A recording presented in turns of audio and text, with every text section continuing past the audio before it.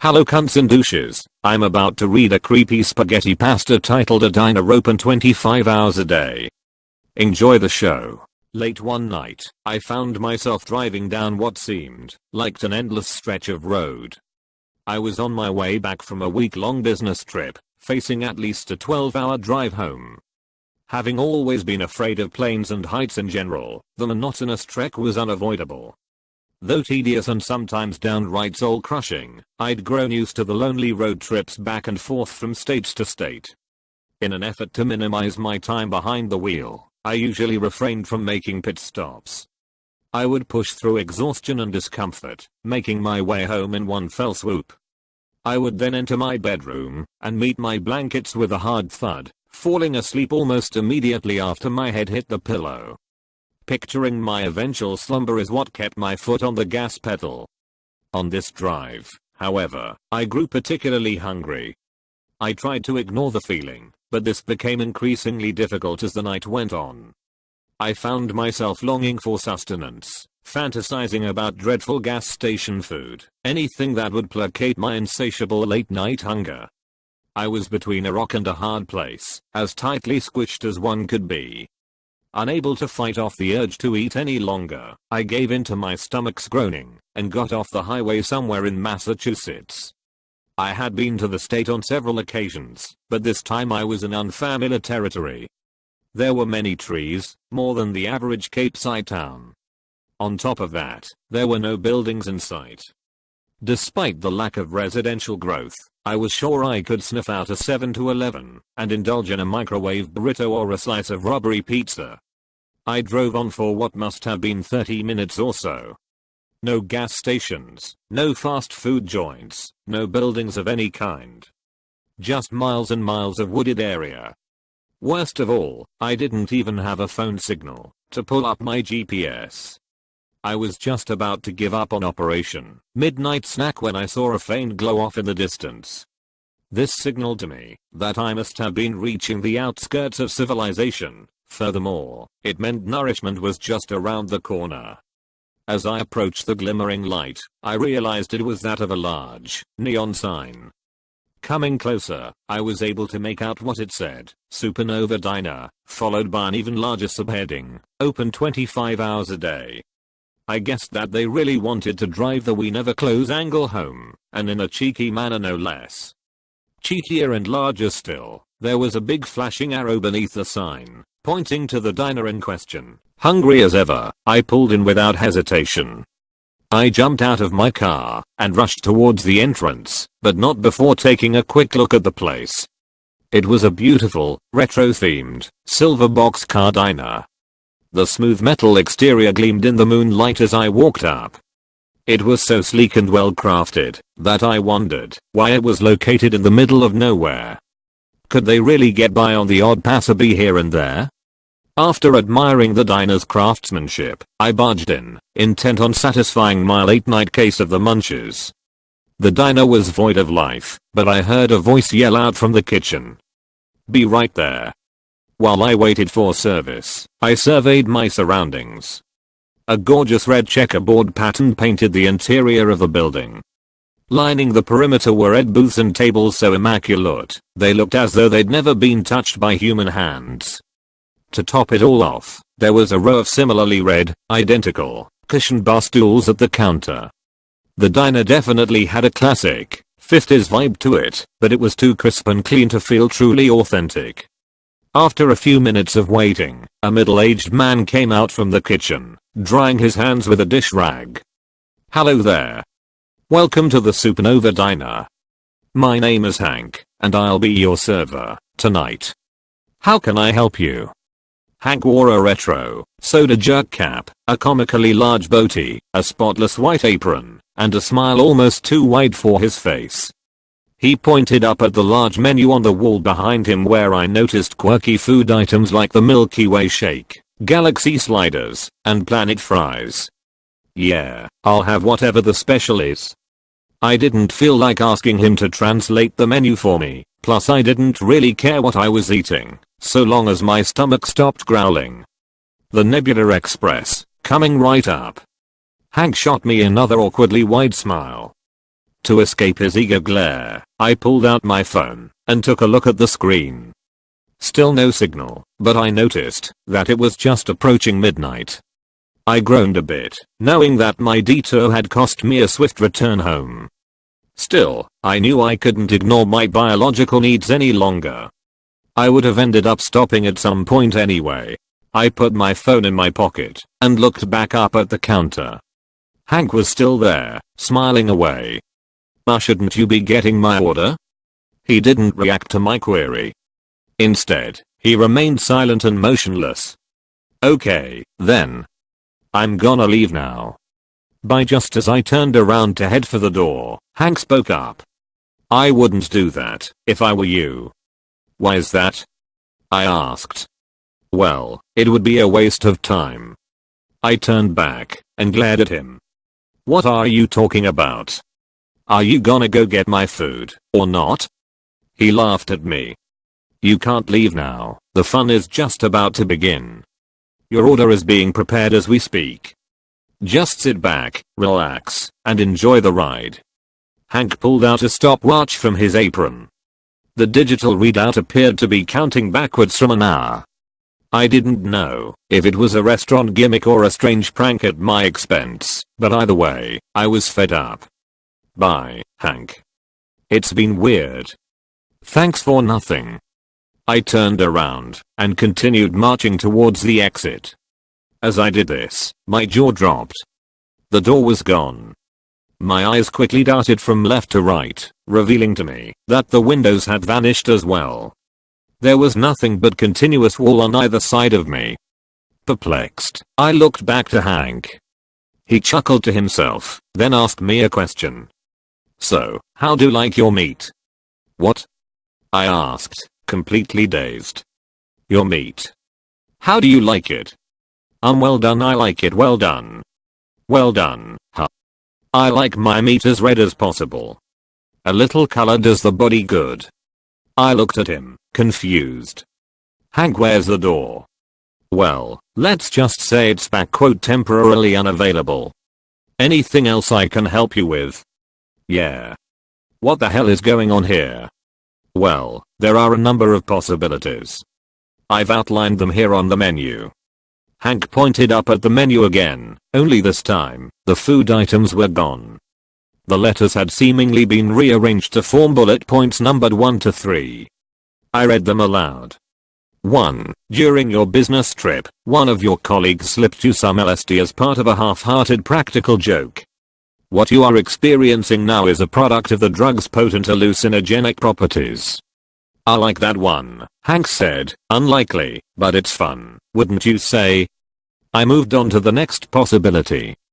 2. You fell asleep at the wheel. This is merely a vivid dream that will continue until you inevitably crash your car and die on impact. Alternatively, you may have already crashed your car and lived, albeit barely. You are currently in a coma, and your sleeping mind has formed a narrative based on the hunger you felt before the accident. The diner is a metaphor for the coma itself, and you won't escape until you awaken, which may very well be never. Hank bore a look of concern.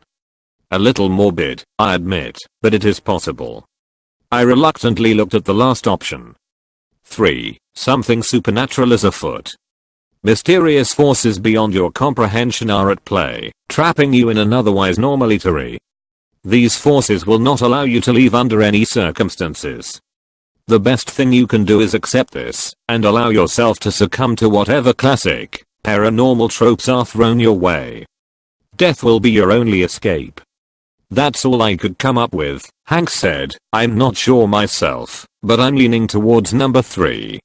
What the hell, Hank? What the fuck is this? And shouldn't you of all people know? You would think so, wouldn't ya? But I guess I wouldn't tell you if I did, now would I? He offered me another one of his smiles as a consolation. I wanted to punch it clean off his face. Instead, I partook in a nervous breakdown of sorts.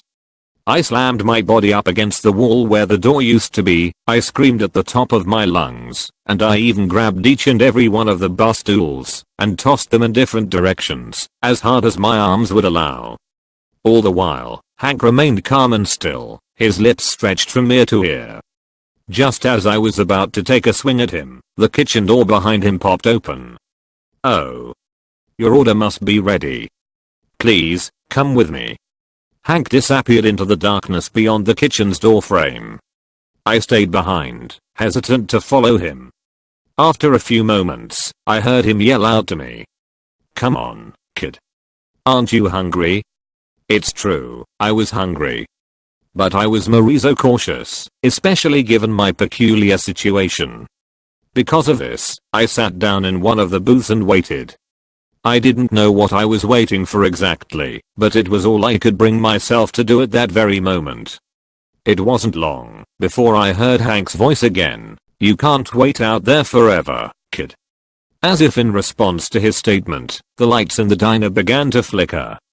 Then, one by one, they went out, spreading darkness from booth to booth. Eventually, I was left with just one bulb above me, wavering in and out of life. It provided me with just enough light to make my way to the kitchen, and Hank knew it. I had two options. Go to the dark kitchen, or let the bulb go out and sit in the dark diner.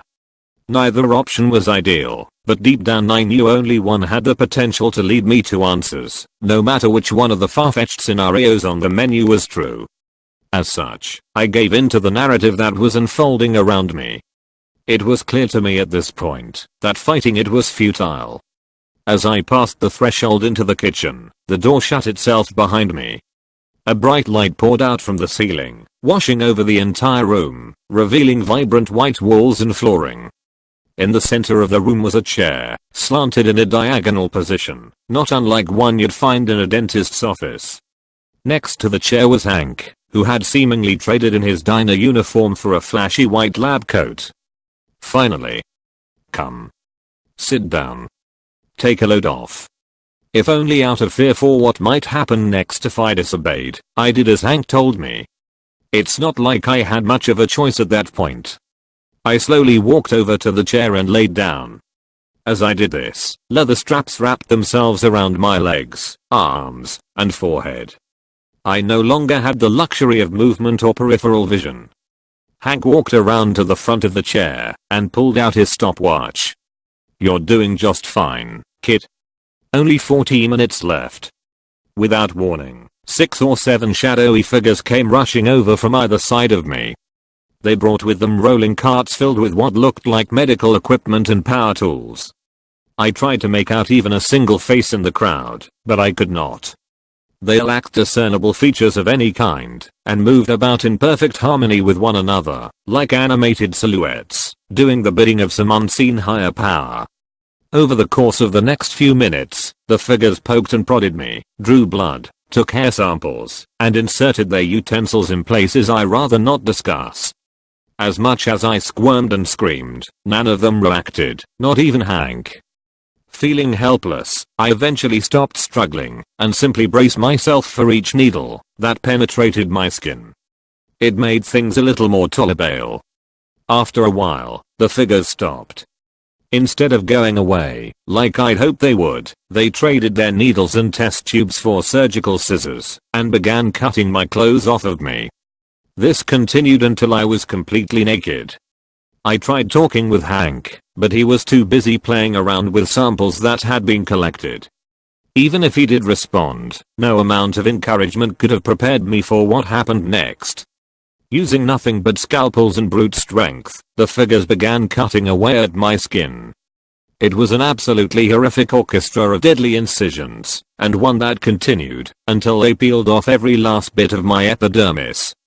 For one reason or another, I remained both alive and awake during the entire ordeal, though, at the time, I wished I could have died. The pain was excruciating, and came in waves. Just when I thought I was going numb, another unbearable, sharp, throbbing sensation would overtake my entire body. I'd never felt anything like it before. By the end of it, my ears were ringing from the volume of my own screams. "There's that color," Hank exclaimed, gazing at the bloody mess that I'd become. "Why are you doing this?" I yelled. "I'm not doing anything, kid. I'm just here to observe. Relax. Only 27 minutes left."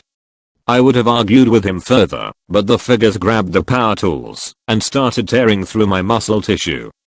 The buzzing sound of saws filled the room, drowning out my cries of agony.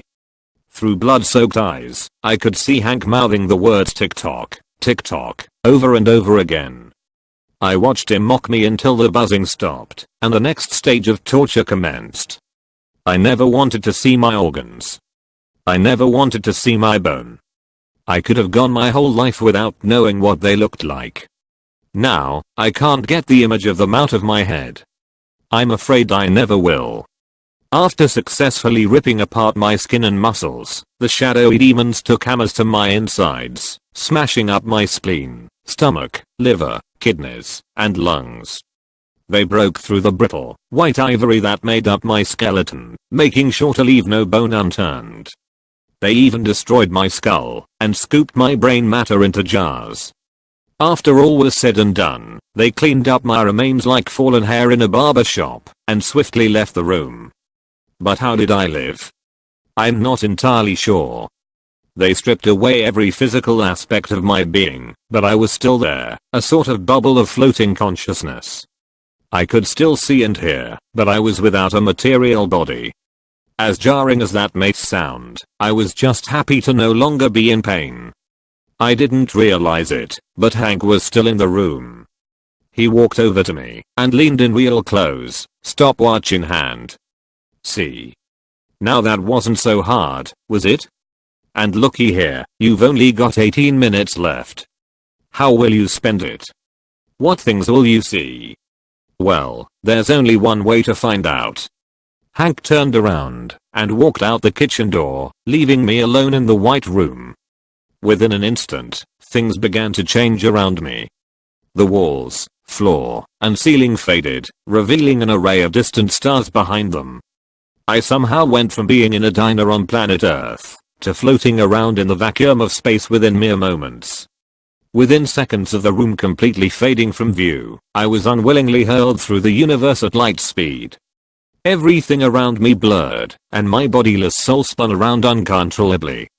If I still had a stomach, it would have been turning. I'll never forget what I went through in the coming moments, but I'll also never fully remember it either. I wish I could tell you exactly what I experienced, but being a floating orb of pure consciousness is like being in a dream. The details of what happened are very fuzzy. In truth, I can only tell you how I felt. That will never go away. As I traveled through deep space, I was stopped in specific locations. Mostly foreign planets and dead star systems. When stopped, I saw unspeakable things. Gruesome things. Things I never knew could exist in the universe. I was plagued with disturbing sights and concepts of incomprehensible proportions, so horrific in fact, that it made what the shadowy figures had done to me look tame in comparison. I don't remember exactly what it was I saw out there, but I still feel an immense dread whenever I try to recall it. After what felt like an eternity of torture, I was eventually transported to what I can only assume was a location outside of the observable universe. There were no stars or any light to speak of, not even off in the distance. I was alone in a blanket of darkness, left to suffer with the memories of what I'd endured. Just as I was beginning to accept my circumstances, a light glow appeared in the distance. As it came closer to my position, I recognized its features. It was Hank's stopwatch. The readout was approaching 0:10:9. I started to feel weary, almost like I was falling into a deep sleep. Was that even possible in my current state? 7:6:5 Like a projected movie, the past hour of my life appeared on the black canvas of space behind the stopwatch. It played in reverse at a high speed, like a VHS tape stuck on rewind 4:3:2 Feeling faint, I tried to focus on the pseudo-projection. I relived everything that happened to me in the diner within just a few seconds. 10 and asterisk poof asterisk just like that, I was back in the diner parking lot, body and flesh intact. My car was there next to me, right where I parked it. I took out my phone and checked the time. It was 12:01.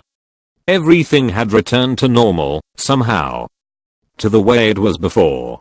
Elated, I jumped into my car and started it up. I was about to drive off like a bat out of hell, but I decided to take one last look at the diner.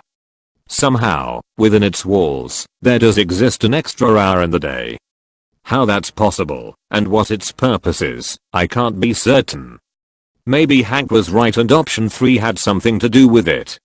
The only thing I do know is that I survived, and I won't be making another pit stop anytime soon, no matter how hungry I may be. Just then, before my very eyes, the diner lifted itself from its foundation and flew upwards into the night sky. XD, XD, XD.